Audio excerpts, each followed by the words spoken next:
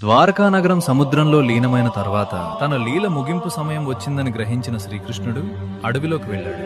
ఒక చెట్టు మీద కూర్చుని తన ప్రాణప్రియమైన వేణువును ఊదుతూ ఈ సృష్టికి చివరి సంగీతాన్ని అందిస్తున్నాడు. ఆ సమయంలో దూరం నుంచి ఒక బాణం నేరుగా శ్రీకృష్ణుడి పాదాన్ని తాకుతుంది. అది సాధారణ బాణం కాదు, అది కృష్ణుడి మానవ లీలకు ముగింపు సూచన. కృష్ణుడు శాంతంగా చిరునవ్వు చిందిస్తూ తన దేహాన్ని విడిచిపెడతాడు.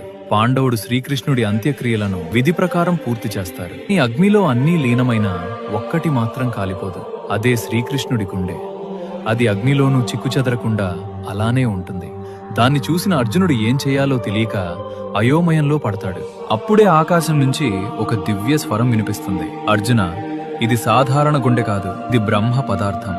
దీనికి ఆరంభం లేదు, దీన్ని సముద్రంలో వదిలే. అర్జునుడు ఆ మాట ప్రకారం కృష్ణుడు గుండెను సముద్రంలో వదులుతాడు. సముద్ర అలలతో పాటు ఆ గుండె ప్రయాణిస్తుంది. నీలి వెలుగుతో దగదగా మెరుస్తూ ఒక చెక్క మొక్కకు అంటుకుంటుంది. కాలక్రమంలో అదే చెక్కతో పూరీలో జగన్నాథుడు వెలుస్తాడు. ఈ రోజు కూడా కొనసాగే పూరీలో ప్రతి 12 సంవత్సరాలకు ఒకసారి జగన్నాథుడు విగ్రహాలను మారుస్తారు.